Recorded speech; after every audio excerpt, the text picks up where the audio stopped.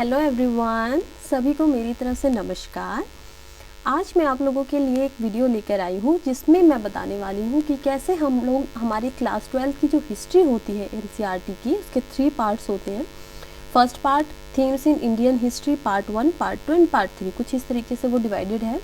उन तीनों पार्ट्स को हम कैसे कवर करने वाले हैं और क्यों मैं इन तीनों पार्ट्स के पूरे कवर की जो प्लेलिस्ट होगी उसे एक प्लेलिस्ट न बोलकर एक कोर्स बोल रही हूँ, क्यों इसे कोर्स के नाम से डिनोट कर रही हूँ, हम आगे वीडियो में फर्दर समझेंगे। बट इन सब चीज़ों पर बात करने से पहले मैं सिर्फ एक सवाल का जवाब देना चाहती हूँ कि क्यों इस कोर्स के लिए आप लोगों को मुझ पर भरोसा करना चाहिए, मुझ पर ट्रस्ट करना चाहिए। देखिए, अगर मैं आप लोगों की जगह होती और अगर मैं ऐसी कोई वीडियो देख रही होती तो मेरे मन में एक बहुत लाजमी बात है कि ये सवाल उठता कि ठीक है, ये इंसान ऐसी बातें बोल तो रहा है, बट मुझे इस इंसान पर भरोसा क्यों करना चाहिए कि ये जो भी बात बोल रहा है एक तो वो बात सच होंगी, यानी कि एक तो वो बात मेरे लिए फ़ायदेमंद होंगी और दूसरा कि वो बातें सच होंगी। ये क्वेश्चन, ये सवाल जो है ये ज़रूर मेरे मन में आता है और मैं समझती हूँ कि अगर मेरे मन में आ सकता है तो आप लोग भी ऑडियंस हैं, आप लोगों के मन में भी ऐसा कोई सवाल उठेगा। इसीलिए इस वीडियो की स्टार्टिंग मैंने इस सवाल के आंसर से की है कि why you should trust me, आप लोगों को मुझ पर भरोसा क्यों करना चाहिए। फर्स्ट रीज़न, मैंने 12th क्लास किया है। सेकेंड रीज़न, मेरे पास 12th में हिस्ट्री था सब्जेक्ट, आप देख रहे होंगे यहाँ पे हिस्ट्री सब्जेक्ट है, ज्योग्राफी सब्जेक्ट है, फिजिकल एजुकेशन है और यहाँ पर मेरा नाम है, ये मेरी 12th की मार्कशीट है, यहाँ पर मेरा नाम है अनुरानी, ये मेरे सब्जेक्ट है। थर्ड रीज़न कि मुझे हिस्ट्री में 100 में से 12th के बोर्ड में 94 मार्क्स मिले हैं। Same with geography 94 and physical education 97। इस टाइम पे जब मैं आप लोगों को ये मार्क्स बता रही हूँ ना, मुझे काफ़ी डिसेंट से लग रहे हैं कि ठीक है, ठीक से नंबर है, कोई ऐसे दिक्कत वाली बात नहीं है। बट जब मेरा रिजल्ट आया था 12th क्लास में तो मुझे याद है कि मैं इन मार्क्स को देकर रो पड़ी थी, क्योंकि मुझे लगता था कि जैसा मैंने पेपर किया है, अगर कोई हार्ड से हार्ड मार्किंग भी करेगा ना तो भी मुझे 98 या 99 मार्क्स तो आने ही चाहिए थे। बट ऐसा नहीं हुआ और आज मैं सोचती हूँ कि अच्छा हुआ ऐसा नहीं हुआ। अगर आ जाते तो शायद मुझे अपनी कमियों का इतना पता नहीं चलता। और जो एग्ज़ामिनर थे जिन्होंने मेरा पेपर चेक किया, मैं उनको भी बहुत अच्छा मानती हूँ कि उन्होंने काफ़ी अच्छे तरीके से पेपर को चेक किया।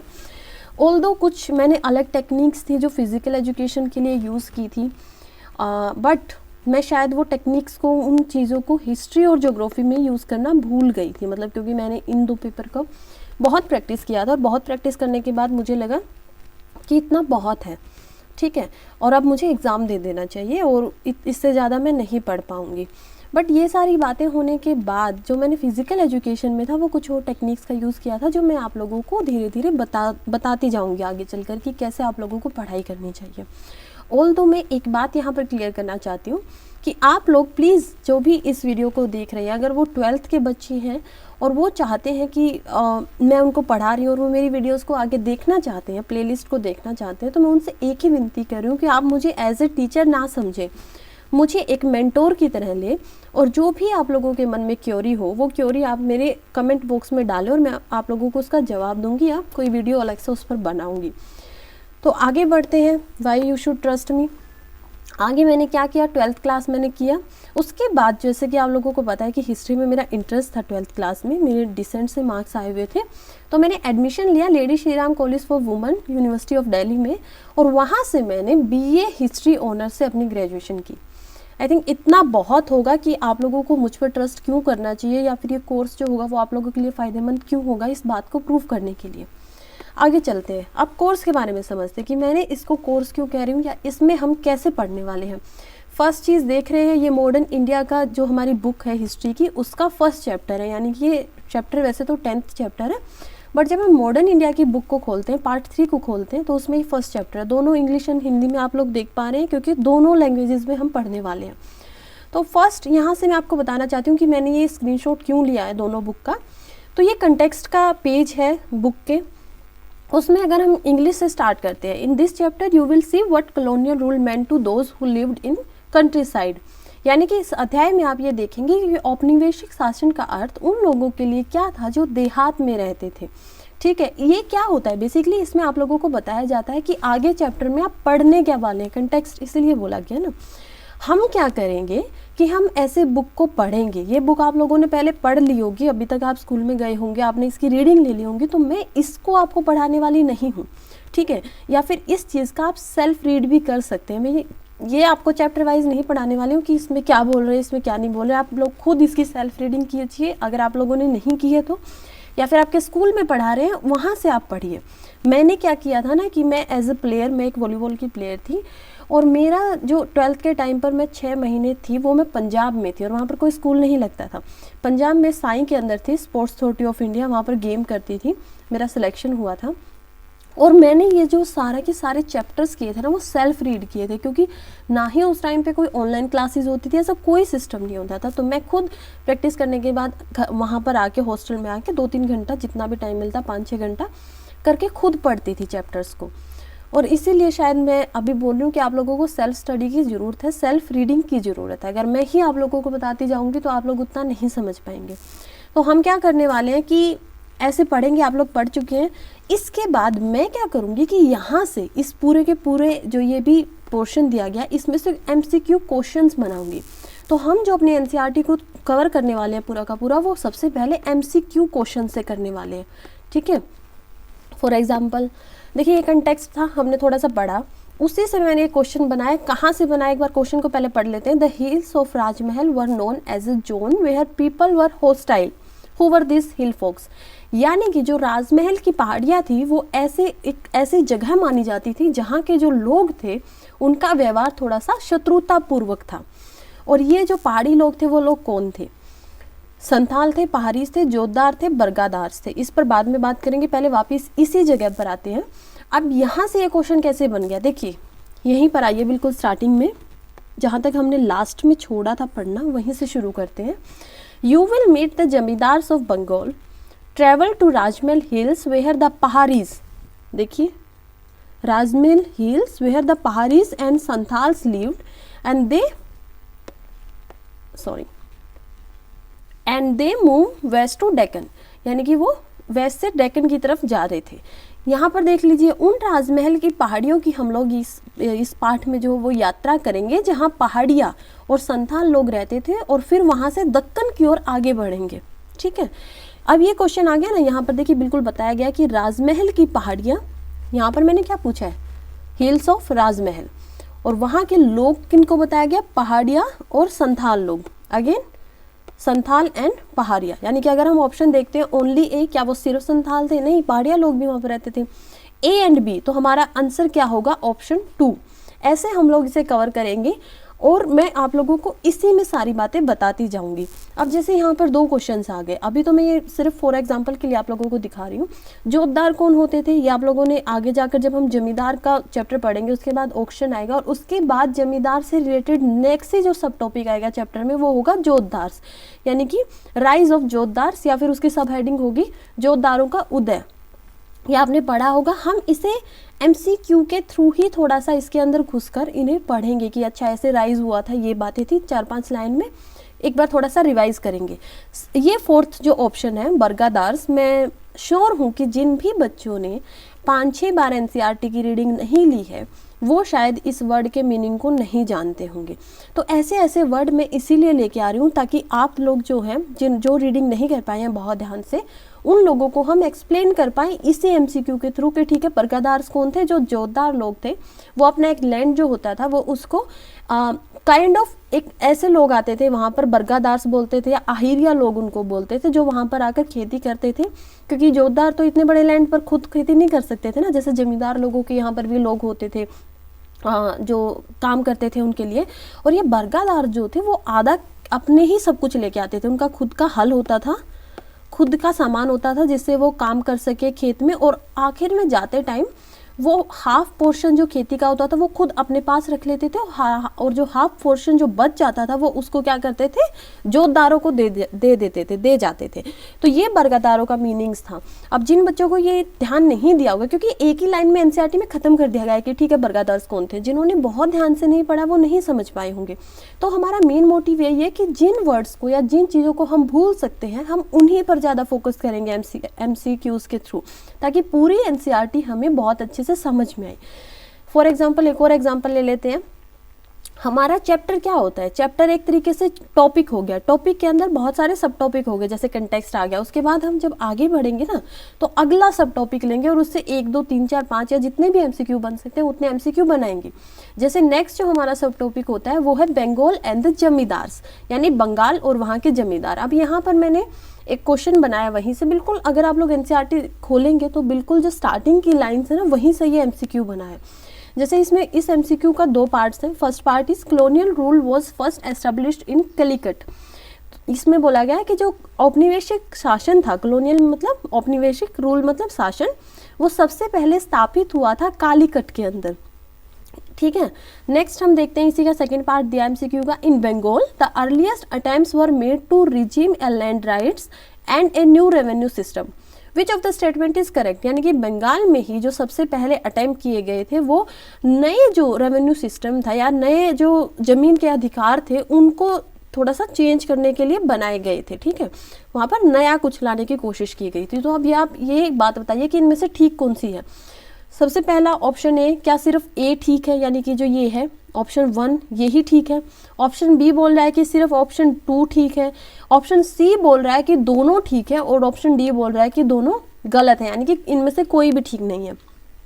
अब यहाँ पर गलती होने के चांसेस बहुत ज़्यादा है। ज़्यादा क्यों है, क्योंकि स्टार्टिंग में क्या होता है ना कि जब पोर्तुगीज़ आए थे इंडिया के अंदर वो सबसे पहले कैलिकट में ही आए थे। ठीक है, यानी कि जो पुर्तगाली थे वो कालीकट में ही सबसे पहले आए थे। वास्को डी गामा जी थे जो वो भी कालीकट में आए थे। तो यहाँ पर लोगों से गलतियाँ हो जाती हैं, बहुत कोई बड़ी बात नहीं है। ठीक है, लोगों को लगता है कि ठीक है हाँ हमने कहीं पर पढ़ा था वास्को डी गामा आए थे, वो कालीकट में आए थे 1498 के अंदर, तो ये थोड़ा सा गलती होने के यहाँ पर चांसेस हो जाते हैं। बट रियलिटी क्या थी कि ये बंगाल में ही इन्होंने सबसे पहले अपने आप को एस्टेब्लिश किया था, क्योंकि बंगाल में पोर्तुगीज़ की बात नहीं कर रहे हम बात कर रहे हैं ईस्ट इंडिया कंपनी की। ई मतलब ईस्ट, आई मतलब इंडिया, सी मतलब कंपनी। हम बात करें ईस्ट इंडिया कंपनी की जो जिन्होंने अपना रूल सबसे पहले एस्टैब्लिश किया था, तो वो बंगाल में किया था ना कि कैलिकट में। तो ये ऑप्शन जो होगा ये गलत हो गया। तो हमारा सही आंसर क्या होगा, ओनली बी, ऑप्शन बी, यानी कि ओनली 2, ये हमारा आंसर होगा इसका। तो कुछ इस तरीके से हम इस एनसीईआरटी को कवर करने की कोशिश करेंगे। आगे जब हम लोग बढ़ेंगे तो हम, आप लोगों ने कई बार ध्यान दिया होगा, कुछ बच्चों ने ध्यान नहीं दिया होगा कि एनसीईआरटी के हर चैप्टर में 3-4 क्वेश्चन ऐसे होते हैं जो ऐसे डिस्कस वाले क्वेश्चन होते हैं कि चर्चा कीजिए, डिस्कस कीजिए। तो इसमें जैसे कि एक क्वेश्चन है बिल्कुल 2-3 पेज के बाद ही है, जब हम जमींदार के ऊपर पढ़ रहे हैं इस चैप्टर में, तो उसमें है compare the account of the zamindar you have just read with that in chapter 8। यानी कि अपने जमींदारों के हाल के बारे में अभी जो कुछ पढ़ा है उसकी तुलना अध्याय 8 में दिए गए विवरण से कीजिए। तो यहाँ पर क्या हो रहा है कि आपसे एक क्वेश्चन पूछा गया है। ये क्वेश्चन हो सकता है कि आपको एनसीईआरटी में ना आए, बट क्या बात है ना, एनसीईआरटी नहीं सॉरी बोर्ड के एग्जाम में ना आए, बट अगर आपको कोई भी चीज़ डीप समझनी है, डीपली उसमें घुसना है, तो आप लोगों को कुछ भी नहीं छोड़ना चाहिए। ये जैसे कोई अगर आप कॉम्पिटिटिव एग्जाम की तैयारी कर रहे हैं, यूपीएससी या फिर एचपीएससी, ऐसे कुछ एग्जाम्स की तैयारी करें जहाँ पर हिस्ट्री का बहुत ज़्यादा परसेंटेज है, बहुत मैं बोलूँगी कि उसका वेटेज है, तो वहाँ पर ऐसे ऐसे क्वेश्चन आने की संभावना बहुत होती है। अब ऐसे तो नहीं आएगा तो क्वेश्चन कैसे आएगा, क्वेश्चन ऐसे आ सकता है, अगर आपके पास ऑप्शनल है या जीएस की अगर आप तैयारी कर रहे हैं तो ऐसे आ सकता है कि जब हम चैप्टर 8 की बात कर रहे हैं यहाँ पर एनसीईआरटी के अंदर, तो हम बात कर रहे हैं 6 से 7 सेंचुरी की, ठीक है, मुगल एरा की। और जब हम यहाँ की बात करें, मेडिवल इंडिया की बात कर रहे हैं यहाँ पर, ठीक है, और जब हम यहाँ पर आ जाते हैं चैप्टर 10 में आ जाते हैं, तो हम बात कर रहे हैं सेंचुरी 17th एंड 18th की, मॉडर्न इंडिया की।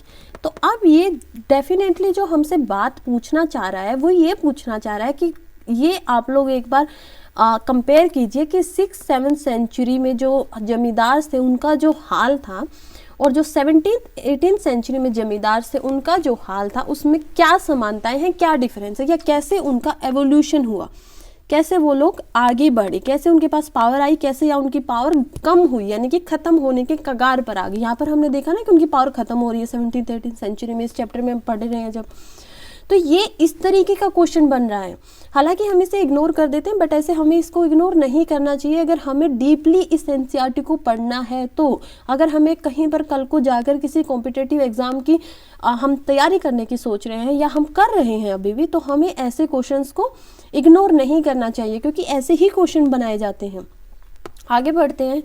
आगे हम देखेंगे एनसीईआरटी क्वेश्चंस एंड आंसर्स को, जो भी एक्सरसाइज के क्वेश्चन आंसर होते हैं उनको सभी को हम लोग डिस्कस करेंगे, एक एक को बिल्कुल मिलकर डिस्कस करने वाले हैं, एक भी क्वेश्चन को नहीं छोड़ेंगे। जैसे यहाँ पर दोनों दिए गए हैं कि Y was the jotedar a powerful figure in many areas of rural Bengal, या फिर ग्रामीण बंगाल के बहुत से इलाकों में जोरदार एक ताकतवर हस्ती क्यों था। ठीक है, जिन भी लोगों ने चैप्टर पढ़ा होगा वो बड़ी आसानी से इसका आंसर दे सकते हैं। देखिए यहाँ पर ना कुछ इंपॉर्टेंट बातों पर हम ध्यान करेंगे।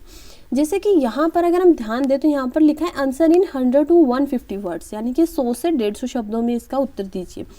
बहुत बार बच्चे क्या करते हैं ना, मार्क्स गेन करने के चक्कर में वर्ड लिमिट को भूल जाते हैं। ठीक है, और यहाँ से आपका जो इम्प्रेशन होता है एग्जामिनर के ऊपर वो नेगेटिव चला जाता है। ठीक है, वो नेगेटिव हो जाता है, आपके मार्क्स कट जाते हैं, आपको एक्स्ट्रा मार्क्स नहीं मिलते हैं। तो हमेशा एक चीज़ का ध्यान रखिए कि वर्ड लिमिट क्या बोली गई और उसी वर्ड लिमिट में रहते हुए आंसर को डिफाइन करने की कोशिश कीजिए। ठीक है, यही कुछ चीज़ें हैं जिन पर हम गौर करेंगे, सीखेंगे। और यही इस कोर्स की अगेन एक मैंने डायग्राम बनाया है ताकि हम दोबारा से इसको देख सके कि क्या क्या अब तक डिस्कस किया, कैसे हम कोर्स को आगे फर्दर बढ़ेंगे। सबसे पहले हम एमसीक्यूज़ पढ़ेंगे, पूरे चैप्टर को एमसीक्यूज़ के थ्रू डिस्कस करेंगे। चिंता मत कीजिए, क्योंकि बहुत सारे एमसीक्यूज़ बनने की संभावना हो सकता है कि 50+ एक चैप्टर से एमसीक्यूज़ बन जाए। तो हम एक ही वीडियो में इसको कवर नहीं करेंगे, लेंथी वीडियोज़ हो जाती हैं, बोरिंग हो जाती हैं। बोरिंग भी नहीं तो शायद सबके पास इतना टाइम नहीं होता कि वो उनको देख पाए। ठीक है, 20 से 30 मिनट की वीडियोज़ ही होंगी बस, उसमें चाहे हम 10 ही क्वेश्चन को डिस्कस कर पाए, बट जो टाइम लिमिट होगा वो थोड़ा ठीक ठाक रखेंगे, ऐसे बहुत ज़्यादा लेंथी नहीं बनाएंगे। नेक्स्ट होगा हम इसी के साथ एमसीक्यूज़ खत्म करने के बाद डिस्कस क्वेश्चंस पे जाएंगे। 2-3 क्वेश्चन, ऐसा नहीं है कि बहुत इंपॉर्टेंट अगर कोई क्वेश्चन नहीं लग रहा है कि ठीक है, ऐसा कोई ज़रूरी नहीं है, ऐसा कोई बोल रहे हैं कि आप जाके मार्केट में देखिए क्या भाव है क्या भाव नहीं है, ऐसे क्वेश्चंस को छोड़ देंगे। ज़रूरी नहीं है कि हर क्वेश्चन को करें, बट जैसे अभी मैंने एक ही फर्स्ट इसी चैप्टर का जो क्वेश्चन दिखाया डिस्कस वाला, ये वाला जो क्वेश्चन था, ये बहुत इंपॉर्टेंट है, देखने में इंपॉर्टेंट नहीं लग रहा है, बट अगर हमें एग्रीकल्चर के बारे में, अगर एग्रीकल्चर एवोल्यूशन के बारे में अगर हम लोग समझना चाहते हैं तो इन चीज़ों को एक बार हिस्ट्री के कंटेक्स्ट में समझना बहुत ज़रूरी है। ठीक है, तो ये बहुत इंपॉर्टेंट क्वेश्चन है। इस टाइप डिस्कस के कुछ 2-3 जितने भी क्वेश्चन होंगे हम उनको डिस्कस करेंगे। उसके बाद एनसीईआरटी की एक्सरसाइज के जो क्वेश्चन हैं उनको हम डिस्कस करेंगे, उनको हम समझेंगे। उसके बाद नेक्स्ट चैप्टर पर चले जाएंगे। अगेन जो ये साइकिल है वो ऐसे ही घूमता रहेगा। ठीक है, MCQ, discuss, NCERT, next chapter, ये साइकिल पूरा का पूरा ऐसे ही अराउंड जाता रहेगा जब तक हमारे पूरे के पूरे चैप्टर्स जो एनसीईआरटी के तीनों पार्ट में हैं वो ख़त्म ना हो जाए। ठीक है, वो बिल्कुल के बिल्कुल ख़त्म ना हो जाए, बिल्कुल पूरे ना हो जाए, तब तक ये ऐसे ही चलता रहेगा। ऐसे ही सेम कोर्स हम लोग ज्योग्राफी में लेके आने वाले हैं, 11th और 12th दोनों क्लास की। तो यही जो पोर्शन होगा ये सेम ऐसे ही चलता रहेगा, दोनों क्लासेस को हम कवर करेंगे। बट अब हम स्टार्टिंग करने वाले हैं 12th में, क्योंकि 12th क्लास के अभी मई में एग्ज़ाम भी है, या जो बच्चे कुछ कॉम्पिटिटिव एग्ज़ाम्स की तैयारी कर रहे हैं वो भी यहाँ से फ़ायदा उठा सकते हैं। क्योंकि अगेन हम लोगों को पता है जो कॉम्पिटिटिव एग्ज़ाम्स की डेट होती है वो मई में शुरू होती हैं। मई में प्रीलियम्स होता है यूपीएससी का या एचपीएससी या ऐसी स्टेट जो पीएससी होते हैं उन सभी एग्ज़ाम्स का। तो उसमें भी ये बेनिफिशियल होगा लोगों के लिए जो भी पढ़ना चाहते हैं, देख सकते हैं, यहाँ से पढ़ सकते हैं। अंत में एक ही बात कहना